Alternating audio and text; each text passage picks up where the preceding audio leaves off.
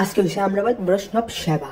তো আজকের দিনটা খুবই সুন্দর, একটু রৌদ্রটা একটু কম হয়, তবে বৈষ্ণব সেবার আগের দিনটা যেটা যেটা হয়েছে এটা দেখো। তোমরা এখন দেখো আমার কাকা আর আমার মা এদিকে নাইকল কুড়ে নিতেছে, আর তোমরা তো দেখতেছো কতটি নাইকল। হ্যাঁ, এতটি বয়ে বয়ে কুড়ান মুহের কথা না। আর এদিকটা দেখো আমার আন্টি আর আমার কি ফিসি ওই বৈষ্ণব দেহা ওইদিকে তারা মিল্লা মানে কি তাদের মরিচ টরিচ চুলাইতেছে। আর এদিকটা পাড়ার মাসি কাকি তারা সবাই এসেরা তোমার তরকারি টরকারি কাটতেছে, তরকারি কাটটা সবকিছু রেডি করতেছে। কিন্তু কালকে তো বৈষ্ণব সেবা, তো কালকে প্রায় এমন 10টার দিকে দেখো তারা রান্না টেন্দা লাইতেছে, এর আগেও রান্নাছিল।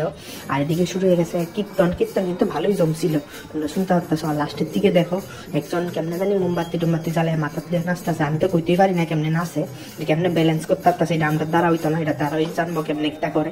এটা লাস্টে দেখো কীর্তন শেষ হওয়ার পরে এটা সবাই একটা গই টই দিয়া ঠাকুরের একটু নমস্কার করতেছে, ইয়াটিয়া করতেছে সবাই ইয়াটিয়া কইরা।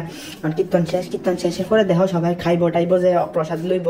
তো ওইদিকে সবাই সবকিছু বিছানি হইতেছে। পরে দেখো সবাই রে বৈষ্ণব না তারাই প্রথম মানে ফন্তক তারাই সবকিছু দিব টিব ইয়াটিয়া করবো। সবাই দেখো অনেক খাইতেও বইয়া গেছে না, কি সুন্দর খাইয়া লাইতে আছে। বৈষ্ণব তারাই দিব আর সবকিছু তারাই করবো, ভাতটার দেওয়ান সবকিছু তারাই করবো। আমরা প্রথম মানে ফন্তক সুইতেও দিত না, এরপরে খাইয়া টেয়া। এরপরে দেখো লাস্টের দিক দেওয়া একবারে সন্ধ্যা হয়ে গেছে, শেষ সবকিছু।